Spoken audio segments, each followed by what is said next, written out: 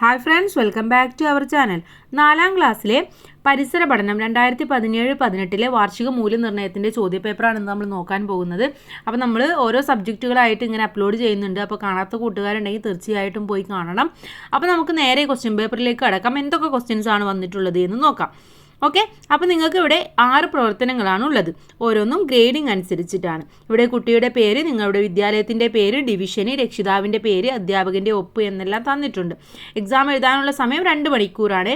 അതിന് മുന്നേ ആയിട്ട് നിർദ്ദേശങ്ങളും തന്നിട്ടുണ്ട്. അപ്പോൾ നമ്മൾ നേരെ പ്രവർത്തനങ്ങളിലേക്കാണ് കടക്കുന്നത്. പ്രവർത്തനം 1, പക്ഷി നിരീക്ഷണത്തിൻ്റെ ഭാഗമായി ദിയ കണ്ടെത്തിയ ചില പക്ഷികളുടെ ചിത്രങ്ങളാണ് താഴെ കൊടുത്തിരിക്കുന്നത്. ഇവ ഏതെല്ലാം എന്ന് എഴുതാനാണ് പറഞ്ഞിട്ടുള്ളത്. ഒന്നാമത്തേത് എന്തായിരുന്നു? ആരാണ്? ഒന്നാമത്തേത് തത്തയാണ് അല്ലേ. 2 വേഴാമ്പലാണ്. അപ്പോൾ ഇവിടെ താഴെ ബോക്സ് തന്നിട്ടുണ്ട്, അതിൽ നിങ്ങൾ എഴുതി കൊടുക്കുകയാണ് വേണ്ടത്. 2 വേഴാമ്പൽ, 3 ടർക്കി, 4 മൂങ്ങ. അപ്പോൾ ഈ 4 പേരുകളും നിങ്ങളിവിടെ താഴെ എഴുതി കൊടുക്കുകയാണ് വേണ്ടത്. അപ്പോൾ കൂട്ടുകാർക്ക് പക്ഷികളെയും അവയുടെ പേരുകളും എല്ലാം അറിഞ്ഞിരിക്കണം. ഇനി ഇതിലെ അടുത്ത പ്രവർത്തനത്തിലേക്ക് കടക്കാം. അടുത്ത പ്രവർത്തനമല്ല, ഇതിൻ്റെ തന്നെ തുടർ പ്രവർത്തനമാണ്. പക്ഷികളെ കൊണ്ട് നമുക്ക് ധാരാളം പ്രയോജനങ്ങളുണ്ടെന്ന് നിങ്ങൾക്കറിയാമല്ലോ. അവ എഴുതി നോക്കൂ. പക്ഷികളെ കൊണ്ട് എന്തൊക്കെ പ്രയോജനങ്ങളാണുള്ളത്? 2 എണ്ണം എഴുതാനാണ് ഇവിടെ തന്നിട്ടുള്ളത്. എന്ത് എഴുതാം നമുക്ക്? മുട്ട തരുന്നു അല്ലേ, മുട്ട തരുന്നു. അതുപോലെ തന്നെ ഇറച്ചി തരുന്നു. ഇത് രണ്ടും നമുക്ക് എഴുതാം. ഇനി പറക്കാൻ കഴിയാത്ത ഒരു പക്ഷിയുടെ പേരെഴുതാനാണ് പറഞ്ഞിട്ടുള്ളത്. അപ്പോൾ ഏത് പക്ഷിയുടെ പേരെഴുതാം നമുക്ക്? പറക്കാൻ കഴിയാത്ത നിങ്ങൾക്കറിയാം 2-3 പക്ഷികളുടെ പേരല്ലേ. താറാവ്, എമു, ടർക്കി ഇവയെല്ലാം പറക്കാൻ കഴിയാത്തതാണ്. അപ്പോൾ നമുക്ക് ഇവിടെ താറാവ് എന്ന് എഴുതി കൊടുക്കാം. ഇനി അടുത്ത ചോദ്യത്തിലേക്ക് കടക്കാം. പ്രവർത്തനം 2 ആണ്. ഭീം സിംഗ് രാജസ്ഥാനിൽ നിന്നും അറബിക്കടലിനോട് ചേർന്ന് കിടക്കുന്ന സംസ്ഥാനങ്ങളിലൂടെ തമിഴ്നാട്ടിലേക്ക് യാത്ര നടത്തി. ഓരോ സംസ്ഥാനത്ത് എത്തുമ്പോഴും അദ്ദേഹം സംസ്ഥാനം, തലസ്ഥാനം, ഭാഷ എന്നിവ എഴുതി തയ്യാറാക്കുകയാണ്. അപ്പോൾ ഇവിടെ പട്ടിക പൂർത്തിയാക്കാൻ ഭീം സിംഗിനെ സഹായിക്കൂ എന്നാണ് നമ്മളോട് പറഞ്ഞിട്ടുള്ളത്. ഒന്നാമത്തെ സംസ്ഥാനം ഗുജറാത്ത് എന്നാണ് കൊടുത്തിട്ടുള്ളത്. അതിൻ്റെ തലസ്ഥാനം ഏതായിരുന്നു? ഗുജറാത്തിൻ്റെ തലസ്ഥാനം നമുക്കറിയാം ഗാന്ധിനഗറാണ് അല്ലേ. അപ്പോൾ ഇവിടെ ഗാന്ധിനഗർ എന്ന് എഴുതണം. അവിടുത്തെ ഭാഷ ഗുജറാത്തിയാണ്. രണ്ടാമത്തേത് ഭാഷ തന്നിട്ടുണ്ട് മറാത്തിയാണെന്ന്. അത് ഏത് സംസ്ഥാനത്തെയാണ്? മഹാരാഷ്ട്രയിലെയാണ്. മഹാരാഷ്ട്രയുടെ തലസ്ഥാനം എന്ന് പറയുന്നത് മുംബൈയാണ്. ഇനി അടുത്തത് പനാജി കൊങ്കിണി. പനാജി എന്ന തലസ്ഥാനം ഏതിൻ്റേതാണ്? ഗോവയുടേതാണല്ലേ. അപ്പോൾ ഗോവ, പനാജി, അതിൻ്റെ ഭാഷ എന്ന് പറയുന്നത് കൊങ്കിണി. ഇനി അടുത്തത് ബാംഗ്ലൂരാണ് തലസ്ഥാനം. ഭാഷയും സംസ്ഥാനവും തന്നിട്ടില്ല. ഏതിൻ്റെ തലസ്ഥാനമാണ് ബാംഗ്ലൂര്? കർണാടകയുടെയാണെന്നല്ലേ. അപ്പോൾ അവിടെ കർണാടക എന്ന് എഴുതി കൊടുക്കണം. ഭാഷ എന്ന് പറയുന്നത് കന്നഡയാണ്. അപ്പോൾ ഇത്രയും കാര്യങ്ങളാണ് നിങ്ങൾ ഇത് പൂരിപ്പിക്കേണ്ടത്. ഓരോ സംസ്ഥാനവും അതിൻ്റെ തലസ്ഥാനവും അവിടുത്തെ ഭാഷ ഏതാണെന്ന് നമ്മൾ മനസ്സിലാക്കിയിരിക്കണം. അടുത്ത ചോദ്യം നോക്കാം. തമിഴ്നാടിനെ കുറിച്ചറിഞ്ഞ കാര്യങ്ങൾ ഭീം സിംഗ് തൻ്റെ ഡയറിയിൽ എഴുതി വെച്ചു. എന്തെല്ലാം കാര്യങ്ങളാണ് എഴുതിയിട്ടുണ്ടാവുക എന്നാണ് ചോദിച്ചിട്ടുള്ളത്. അപ്പോൾ എന്തൊക്കെ എഴുതാം നമുക്ക്? തമിഴ്നാട് എന്ന് പറയുന്നത് ഇന്ത്യയുടെ തെക്കേ അറ്റത്തുള്ള സംസ്ഥാനമാണ്. പേര് സൂചിപ്പിക്കുന്നത് പോലെ തമിഴ് മുഖ്യ ഭാഷയായി ഉപയോഗിക്കുന്നവരുടെ സംസ്ഥാനമാണിത്. കേരളം, കർണാടക, ആന്ധ്രാപ്രദേശ് എന്നീ പ്രദേശങ്ങളും കേന്ദ്രഭരണ പ്രദേശമായ പോണ്ടിച്ചേരിയും തമിഴ്നാടിനോട് ചേർന്ന് കിടക്കുന്നു. അതുപോലെ തന്നെ ശ്രീലങ്കയുമായി രാജ്യാന്തര അതിർത്തി പങ്കിടുന്നതും നമ്മുടെ തമിഴ്നാടാണ്. ചെന്നൈയാണ് തമിഴ്നാടിൻ്റെ തലസ്ഥാനം. അപ്പോൾ ഇത്രയും കാര്യങ്ങൾ നിങ്ങൾക്ക് ഇവിടെ എഴുതി ചേർക്കാവുന്നതാണ്. ഒന്നുകൂടെ വായിക്കാം. തമിഴ്നാട് ഇന്ത്യയുടെ തെക്കേ അറ്റത്തുള്ള സംസ്ഥാനമാണ്. പേര് സൂചിപ്പിക്കുന്നത് പോലെ തമിഴ് മുഖ്യ ഭാഷയായി ഉപയോഗിക്കുന്നവരുടെ സംസ്ഥാനമാണിത്. കേരളം, കർണാടക, ആന്ധ്രാപ്രദേശ് എന്നീ സംസ്ഥാനങ്ങളും കേന്ദ്രഭരണ പ്രദേശമായ പോണ്ടിച്ചേരിയും തമിഴ്നാടിനോട് ചേർന്ന് കിടക്കുന്നു. കൂടാതെ ശ്രീലങ്കയുമായി രാജ്യാന്തര അതിർത്തി പങ്കിടുന്നുണ്ട്. ചെന്നൈയാണ് തമിഴ്നാടിൻ്റെ തലസ്ഥാനം എന്ന് പറയുന്നത്. ഓക്കെ, ഇനി അടുത്ത ചോദ്യം നോക്കാം.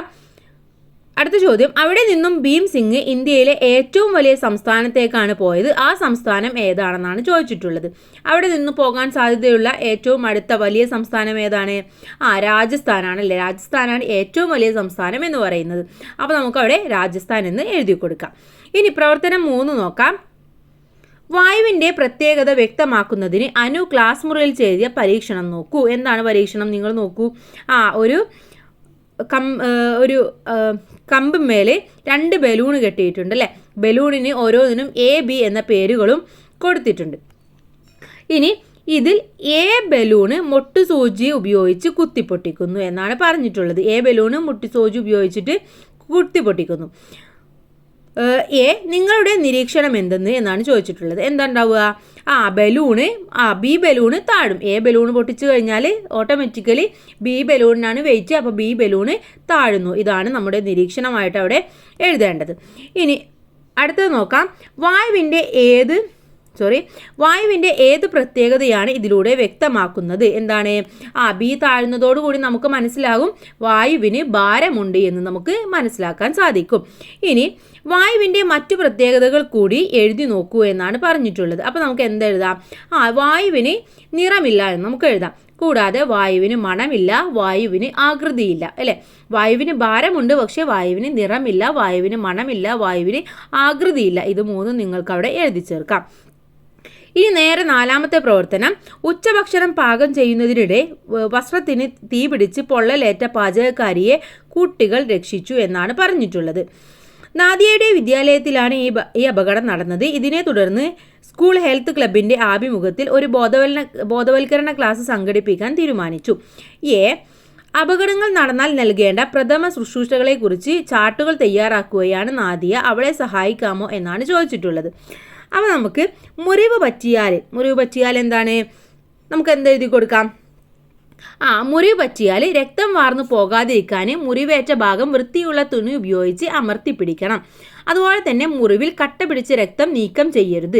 കാരണം മുറി കട്ട പിടിക്കുന്നത് അവിടെ ബ്ലഡ് സർക്കുലേഷൻ നിൽക്കും. അപ്പോൾ അതുകൊണ്ട് തന്നെ മുറി പെട്ടെന്ന് ഉണങ്ങാൻ സാധ്യതയാകും. അപ്പോൾ അത്തരത്തിൽ രക്തം കട്ട പിടിച്ചു കഴിഞ്ഞാൽ നമ്മളത് നീക്കം ചെയ്യാൻ പാടില്ല. ഇനി തീ പൊള്ളലേറ്റാലോ? പൊള്ളലേറ്റ ഭാഗത്ത് തുടർച്ചയായ തണുത്ത വെള്ളം ഒഴിക്കുക. കൂടാതെ തീവ്രമായ പൊള്ളലേറ്റ ഭാഗത്ത് ഐസ് വെക്കരുത്. ഇത് രണ്ടുമാണ് നമ്മൾ ശ്രദ്ധിക്കേണ്ടത്. ഓക്കെ, ഇനി അടുത്ത ചോദ്യം നോക്കാം. അപകടം നടന്നാൽ പരിചരണം നടത്തുന്നതിന് വേണ്ടി ക്ലാസ്സിൽ ഒരു പ്രഥമ ശുശ്രൂഷ പെട്ടി തയ്യാറാക്കി വെക്കാൻ നാദിയയും കൂട്ടുകാരും തീരുമാനിച്ചു. ആ പെട്ടിയിലേക്കായി അവർ എന്തെല്ലാം സാധനങ്ങൾ ശേഖരിച്ചിട്ടുണ്ടാവും എന്നാണ് ചോദിച്ചിട്ടുള്ളത്. അപ്പോൾ എന്തൊക്കെ നമുക്ക് വേണം? ഒരു അണുനാശിനി വേണം, കൂടാതെ കോട്ടൺ വേണം, ബാൻഡേജ് വേണം. ഇതാണ് നമ്മുടെ ഫസ്റ്റ് എയ്ഡ് ബോക്സ് എന്ന് പറയുന്നത്. ഇനി അടുത്ത സി, കൈകാലുകളിലെ എള്ളുകൾ പൊട്ടിയാൽ അവ അനങ്ങാതിരിക്കാൻ കെട്ടുന്ന ഉപകരണത്തിൻ്റെ പേരെന്താണെന്നാണ് ചോദിച്ചിട്ടുള്ളത്. അതിനെയാണ് നമ്മൾ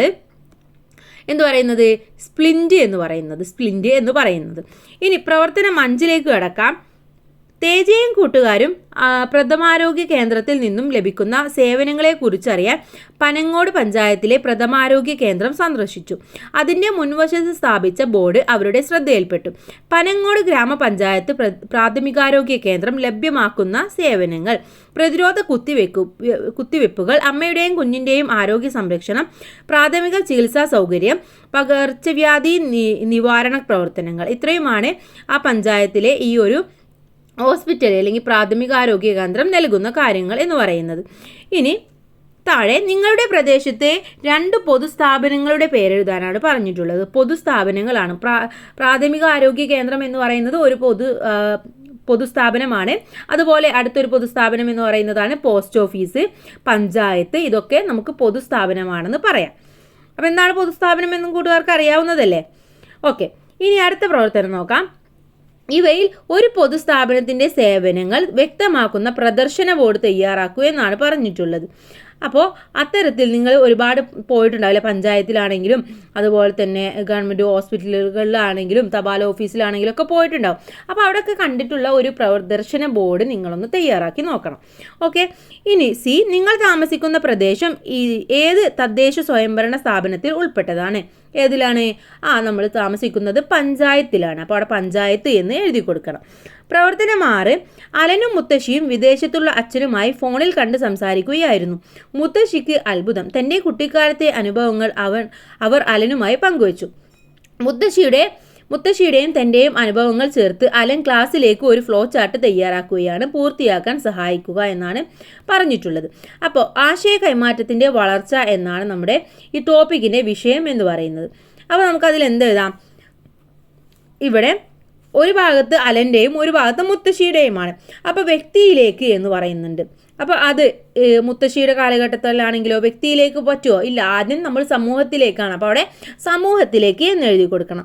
പിന്നെ സമൂഹത്തിന് താഴെയുള്ളത് പെരുമ്പറയാണ്, അല്ലേ? പെരുമ്പറയാണ്. പിന്നെ പെരുമ്പറ കഴിഞ്ഞാൽ പത്രം, അത് കഴിഞ്ഞാലോ റേഡിയോ ഉണ്ട്. പിന്നെ നമുക്ക് എന്ത് കൊടുക്കാം? ടെലിവിഷൻ. അല്ലേ? ഇനി വ്യക്തിയിലേക്കാണെങ്കിൽ എങ്ങനെയാണ് കൊടുക്കാറ്? അന്നത്തെ കാലത്ത് വ്യക്തിയിലേക്ക് കൊടുക്കുന്നത് അഞ്ചലോട്ടക്കാരൻ വഴിയാണ് അല്ലേ? അപ്പോൾ അഞ്ചലോട്ടക്കാരൻ, അതുപോലെ തന്നെ കത്ത്, അതുപോലെ ഇമെയിൽ, പിന്നെ എന്ത് കൊടുക്കാം? ഫാക്സ് അല്ലേ? അപ്പോൾ ഇത്രയും കാര്യങ്ങൾ നിങ്ങളിവിടെ എഴുതി കൊടുക്കണം. ഇങ്ങനെയാണ് ആശയ കൈമാറ്റത്തിൻ്റെ വളർച്ച എന്ന് പറയുന്നത് നടന്നത്.